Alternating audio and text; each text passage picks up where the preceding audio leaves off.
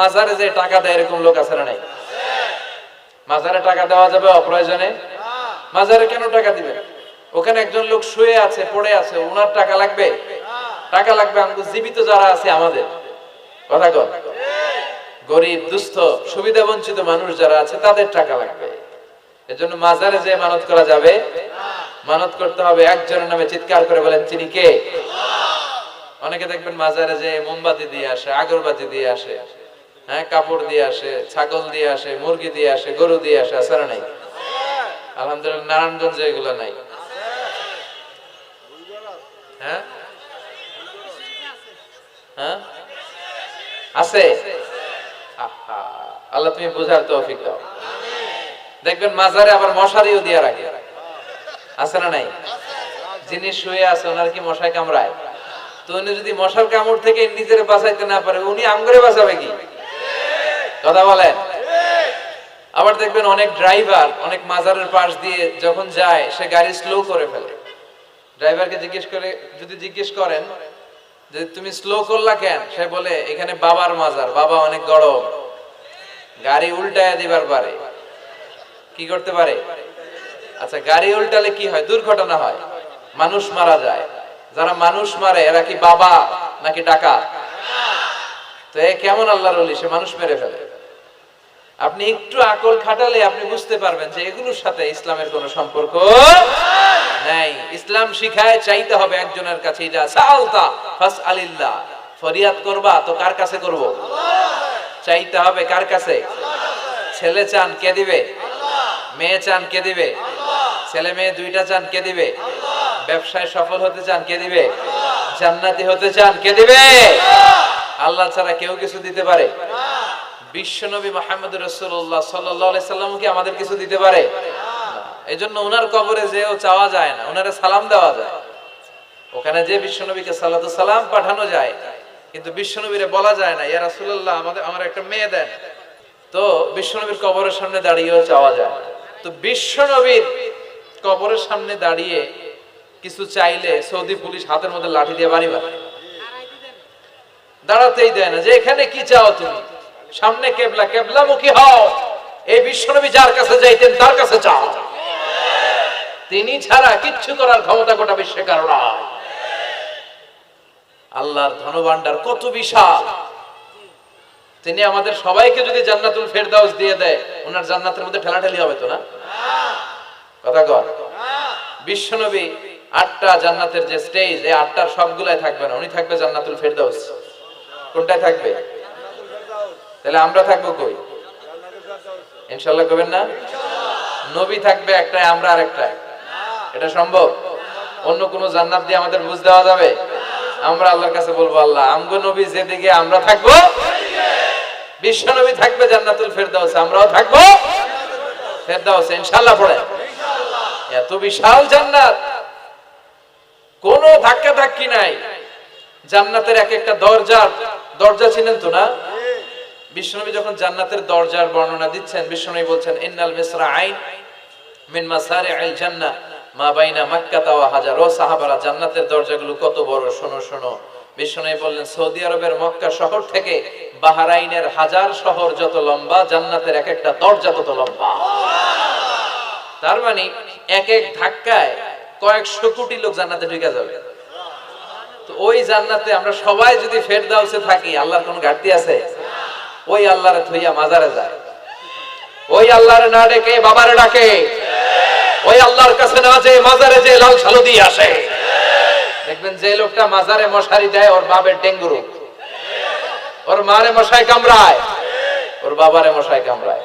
বাপ মার কাছে যায় না। বাপ মা যে কত বড় পীর সাহেব, গোটা বিশ্বের পীর সাহেবরা যদি একটা দোয়া করে আর বাবা মা যদি আরেক পাশে দোয়া করে, বাবা মার দোয়া আগে আগে কবুল হয়ে যাবে। এজন্য চাইতে হবে একজনের কাছে, তিনি কে? বিশ্বনবী যখন বুঝাতেন, মাঝে কথা বলেন, বিশ্বনবী যে আসছেন আবার চলে গেছেন, বিশ্বনবীর আগমনটা হয়ে গিয়েছে পৃথিবীতে কয় বছর চলে গেল? হ্যাঁ, প্রায় 1400-1500 বছর চলে গেল, এখনো কিয়ামত হয় নাই। সুবহানাল্লাহ পড়ো। বিশ্বনবী বলতেন বুইস্তু আনা ওয়া সাআতু কাহাতাইন, আমি এবং কিয়ামত এইভাবে পিঠাপিঠি হয়ে নাজিল হয়েছে। এই আঙ্গুল থেকে এই আঙ্গুলের মাঝখানে যেমনি তেমন কোনো ব্যবধান নাই, আমি বিশ্বনবী আর কিয়ামতের মাঝখানেও তেমন কোনো ব্যবধান নাই। বিশ্বনবী সাহাবাদেরকে বুঝাতে যে প্রায় এরকম আঙ্গুল ব্যবহার করতেন, আঙ্গুল ব্যবহার করতেন, ইশারা দিতেন, আঁকা ঝোঁকা করতেন। এখন আধুনিক শিক্ষা পদ্ধতিতে এগুলো ব্যবহার হতে শুরু হয়েছে। এগুলো সব বিশ্বনবীর মেথোডোলজি। সুবহানাল্লাহ পড়বেন না? বিশ্বনবী আবার আরেক জায়গায় বলেছিলেন, আনা ওয়া কাফিলুল ইয়াতীমি কাহাতাইন। আমার আঙ্গুলের দিকে দেখতেছেন? হ্যাঁ, আনা ওয়া কাফিলুল ইয়াতীমি কাহাতাইন, আমি আর ইয়াতীমের রক্ষণাবেক্ষণকারী জান্নাতে এরকম কাছাকাছি থাকবো। এই দুই আঙ্গুল যেমনি কাছাকাছি, আমি আর এতিমের রক্ষণাবেক্ষণকারী এরকম জান্নাতে থাকবো কাছাকাছি। আমরা এখন রক্ষণাবেক্ষণ করব কি? এতিমের সম্পদ লুণ্ঠনের ক্ষেত্রে আমরা এক নাম্বার। চিল্লায় এখন ঠিক কিনা? এতিমের মাথায় হাত বুলিয়ে দিলে আল্লাহ খুশি হয়ে যায়। এতিমদেরকে ভালোবাসলে আল্লাহ তারে ভালোবাসে। এতিমের জন্য দান সদকা করলে তার মর্যাদা বাড়ায় দেয় কে? আমাদের এলাকাগুলোতে এতিমখানা নাই? আমাদের সমাজে এতিম আছে না নাই? তার বাবা নাই, তার মা নাই, এতিম। আপনি তার ঘরে খাবার পৌঁছে দেন, আপনার আব্বার কবরটারে জান্নাতে টুকরা বানায় দিবে কে? ইয়াতিম মিসকিনদেরকে সহায়তা করবেন, দান সদকা ওইখানে করবেন। ওইদিকে টাকা না দিয়ে যে হাতের ইশারায় বুঝাতেন। সুবহানাল্লাহ পড়েন। বিশ্বনবী যখন বুঝাতেন, মাঝে মাঝে প্রশ্ন করে বুঝাতেন, মাঝে মাঝে প্রশ্ন করে বুঝাতেন। He used to throw question to the audience. শ্রোতাদেরকে প্রশ্ন ছুড়ে দিতেন। প্রশ্ন ছুড়ে দিলে কি লাভ জানেন? শ্রোতারা ভাবতে শুরু করে উত্তরটা কি, কি এই প্রশ্নের উত্তর। যখন উত্তরটা করতে পারে না, তখন বিশ্বনবী উত্তর বলে দিতেন। যখন উত্তর করতে যে ঠেকে যায় একটা ঠেকা ঠেকা ভাব, তখন যখন উত্তরটা জানা হয়, ওই উত্তর আর ভোলা হয় না। কথা বলেন। বিশ্বনবী সাহাবাদেরকে প্রশ্ন করলেন, ইন্না মিনাশ শাজারাতি শাজারাতুন লা ইয়াসকুতু ওয়ারাকুহা। ও সাহাবারা, গাছের মধ্যে, বৃক্ষলতার মধ্যে এমন একটা বৃক্ষ আছে, এমন একটা গাছ আছে, যেই গাছের কোনো পাতা ঝরে না। মাসালুহা কামাসালুল মুমিন। ওই গাছের দৃষ্টান্ত মুমিনের দৃষ্টান্তের মতো। বলো তো, হাদিসুনি মা হিয়া, দেখি তোমরা পারো কিনা ওই গাছটা কি? কেউ পারে না। কেউ বলে ওই গাছ, কেউ বলে মরুভূমির ওই ক্যাকটাস গাছ, কেউ বলে ওই গুলমলতা, কেউ বলে ওইটা, কেউ বলতে পারে না। বিষ্ণু বললেন কারোটা হয়নি। ইন্নাহা নাখলা, এটা হলো খেজুর গাছ। সাহাবারা ভাবছে খেজুর গাছ তো প্রত্যেক ঘরের পিছনে পিছনে, এটা ধরছে নাকি? ধরলে তো কঠিনটাই ধরবে। এজন্য সাহাবাদের প্রত্যেক বাড়ির পাশে খেজুর গাছ। ওইদিকে মন যায় না, মন গেছে দূরে, দেখি তো কোন গাছ, খুঁজে পায় না। সুবহানাল্লাহ পড়েন। এই যে বিশ্বনবীর শিখানোর পদ্ধতি, education system, how to teach the children, আপনি ছাত্রদেরকে কিভাবে পড়াবেন, এটা বিশ্বনবী হাতে কলমে আমাদেরকে শিখিয়ে গিয়েছে।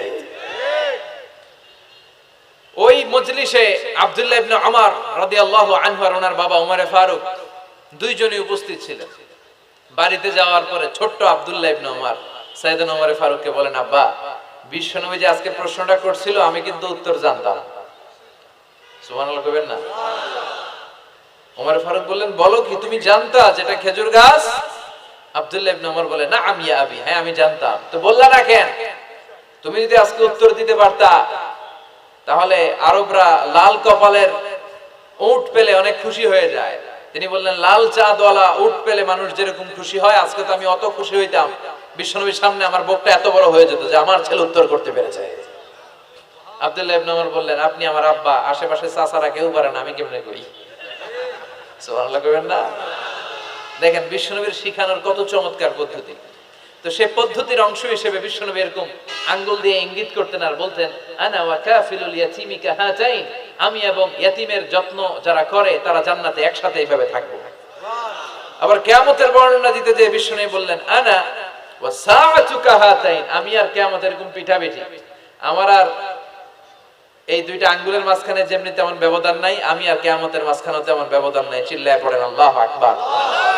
তাহলে বিশ্বনবীর ঘোষণা অনুযায়ী কিয়ামতের প্রথম আলামত হচ্ছে বিশ্বনবীর স্বয়ং আগমন। এটা হয়েছে কি হয় নাই? এরা হতে হেলে দুলে নুরানি তনুকে আসে হায়, সারা দুনিয়ার হেরে মেরে পর্দা খুলে খুলে চায়, সে যে আমার কমলিওয়ালা কমলিওয়ালা, তার ভাবে বিভোল রাঙা পায়ের তলে পর্বত জঙ্গল টল মল টলে, খুরমা খেজুর বাদাম জাফরানি ফুল, ঝরে ঝরে যায় সেজে আমার কামলিওয়ালা কামলিওয়ালা। সুবহানাল্লাহ পড়েন। এই কামলিওয়ালা নবীর আগমনটাই কিয়ামতের প্রথম আলামত। তাহলে প্রথম আলামত আমরা পাইছি কি পাই নাই?